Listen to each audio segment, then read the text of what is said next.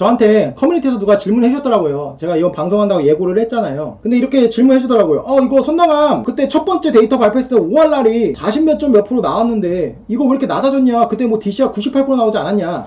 제가 조사한 건데 HLB는 선당함에서 임상을 2번 했습니다. 아까 보셨겠지만 램비마도 2번 했고 세 번째는 병용법을 하고 있고 악시딜도 2번을 했고 거기서 둘 다 실패해서 바벤시와 세 번째 병용법 임상을 해서 성공적인 데이터를 발표했죠. 지금 HLB도 똑같이 2번째 임상을 하는 거예요. 그런데 선당함에 대해서 우리가 왜 희망을 가졌냐라고 한다면 첫 번째 임상에서 바로 5할날이 47.1%가 나왔고 DCR이 98.1%가 나왔습니다. 이게 바로 NCT 번호인데요. 이거를 검색하시면 여러분들 구글에서 바로 보실 수 있습니다. 팩트입니다. NCT 번호가 다르죠. 그러니까 이번에 발표한 거는 바로 이겁니다.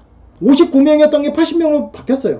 그러니까 임상이 다른 겁니다. 그러니까 이런 거죠. 첫 번째 임상은 5할날이 47.1%가 나왔는데 왜 이번에 18%로 엄청 깎였냐. 이것만 나와도 대박이었는데 왜 데이터가 낮았을까? 이게 바로 임상을 2개를 했는데 지금 보시는 건 뭐냐면 이번에 발표한 겁니다. 이번에 그러니까 우리가 지금 5할날 18% 나온 데이터가 바로 이거거든요. 이게 뭐냐 백그라운드. 그러니까 왜 2번째 임상을 진행했는지 그 배경을 말하는 거예요. 그러니까 이 배경이 뭐냐면 우리가 임상 이상에서 59명 대상으로 ACC 재발성과 전이성을 해서 중국에서 임상을 했었다. 근데 그때 5할날이 40.1%가 나왔고 DCR이 98.1%가 나왔기 때문에 우리가 2번째 선당함 임상을 했다라고 말하는 겁니다. 그래서 이번 2번째 임상에서 리보세라의 용량을 몇 g을 했다? 매일 700g을 했다. 그리고 여기서 중요한 게 뭐냐면 여기 보시나요? 제가 표시해둔 거.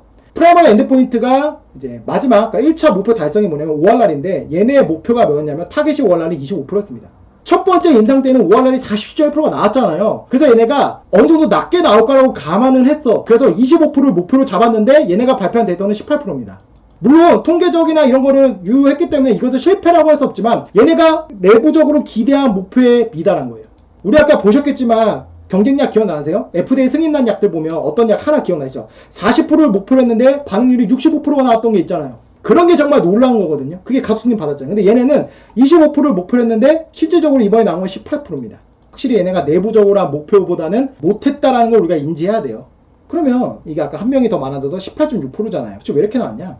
왜 도대체 데이터가 낮게 나왔어? 47.1%가 나왔던 게 도대체 왜 이렇게 낮게 나온 거야? 라고 사람들이 다 궁금해할 거예요. 이게 뭐냐면 우리 아까 이번 임상은 용량이 700g이라고 말씀드렸죠. 그죠? 지금 보시는 이게 중국에서 한 첫 번째 임상.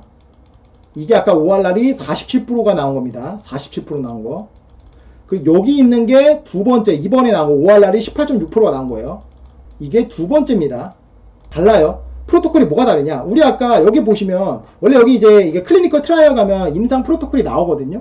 나오는데 여기 보시면 정확히 용량이 안 나왔죠. 근데 우리 아까 봤으면 얘네는 뭘로 했냐? 700mg으로 한 겁니다. 여기 볼까요? 얘네 첫 번째 임상 몇 g을 했습니까? 500mg. 중요한 게 뭐냐면 용량이 바뀌었죠. 500mg을 먹였고 중요한 게 뭐냐 매일 먹였는데 5일 연속 먹입니다. 그러니까 뭐냐면 월, 화, 수, 목, 금까지는 500mg 매일 먹어요. 그리고 나서 뭐냐 이틀을 쉰대요. 그러니까 토일은 약을 안 먹고 쉰다라는 거예요. 이것을 사이클로 28일 주기로 돌렸다는 거예요. 5일 먹고 이틀 쉬고 5일 먹고 이틀 쉬고 5일 먹고 이틀 쉬고 근데 500mg 첫 번째 임상. 근데 두 번째 임상은 얘네가 이번에 나온 18.1mg는 용량을 어떻게 바꿨냐 700mg을 올려버립니다. 그리고 올렸는데 중요한 건 뭐냐면 얘네는 5일 먹고 이틀 쉬잖아요. 근데 얘네 보면 뭐 이건 제가 영어를 잘 못해서 해석을 못하는 걸 수도 있겠지만 여기 보면 쉬는 게 없죠. 28일 주기는 맞는데 여기도 하루에 하나씩 먹어요. 리보세나립은.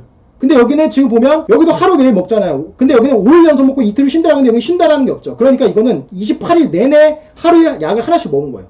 근데 여기는 보면 5일 먹고 이틀을 쉬었어요. 그러니까 이건 뭐냐면 약의 용량도 바뀌었고 약을 먹는 주기도 바뀌었습니다. 이거는 굉장히 중요해요. 제가 항상 바이오의 상식을 말씀드리지만 약의 용량과 주기는 굉장히 중요하다고 말씀드리죠. 왜냐면 제 과거 영상 기억나십니까? 신라젠 같은 경우 무용성과가 발표를 앞뒀을 때 제가 한 5일 전 4일 전에 이거 실패할 가능성이 높다라고 하면서 제가 분석에 근거를 든 게 뭐냐면 이건 약의 주기도 바뀌었고 용량도 바뀌었고 환자군도 바뀌었기 때문에 이거는 실패할 가능성이 높다라고 말했죠. 똑같은 겁니다.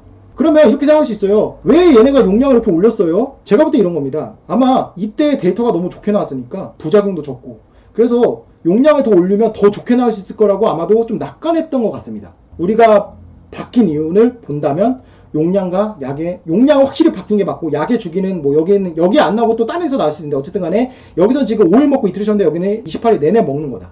주기도 바뀐 것 같다. 이건 추정입니다. 그리고 또 세 번째 뭐가 바뀌었냐? 첫 번째는 바로 중국에서만 했습니다. 두 번째 이번 임상은 어디냐? 미국에서도 했어요. 캘리포니아, 콜로라도, 플로리다, 미시건, 뉴욕 6군데에서 했고요. 그리고 한국에 4군데 병원에서 했습니다. 국립암병원, 서울대병원, 아산병원, 삼성병원. 이건 뭐죠? 여기는 아시아 인종입니다. 한국과 중국의 인종은 똑같아요. 그런데 더 섞였죠. 뭐냐? 백인종이 섞였어요. 약에서도 인종에 따라 약의 효과가 바뀝니다. 절대 인종을 무시하시면 안 돼요. 그럼 이걸 왜 했을까요? 당연한 거죠. HAB와 엘레바는 미국 회사기도 하니까 이거는 글로벌 약으로 출시하려고 목표를 잡은 거예요. 이거는 내가 볼 때 당연한 겁니다. 그러니까 지금 전반적으로 보면 데이터가 안 좋게 나온 이유를 보자면 용량이 많아졌고 500mg에서 700mg 늘어났고 그래서 당연히 부작용도 많아졌고 그게 얘네가 예측한 것보다 훨씬 더 많아졌다. 그리고 추가적으로 중국인만 대상으로 했던 것과 달리 중국인과 똑같은 한국인도 있지만 미국인이 섞여서 백인종이 섞였기 때문에 인종 간의 약의 효능의 차이가 발현된 거다. 그래서 전반적으로 이런 것 때문에 임상 데이터가 ORR 40.1%, DCR 98%가 나온 첫 번째 중국 임상보다는 대표적으로 깎인 게 아닌가라고 저는 합리적으로 추측을 해봅니다.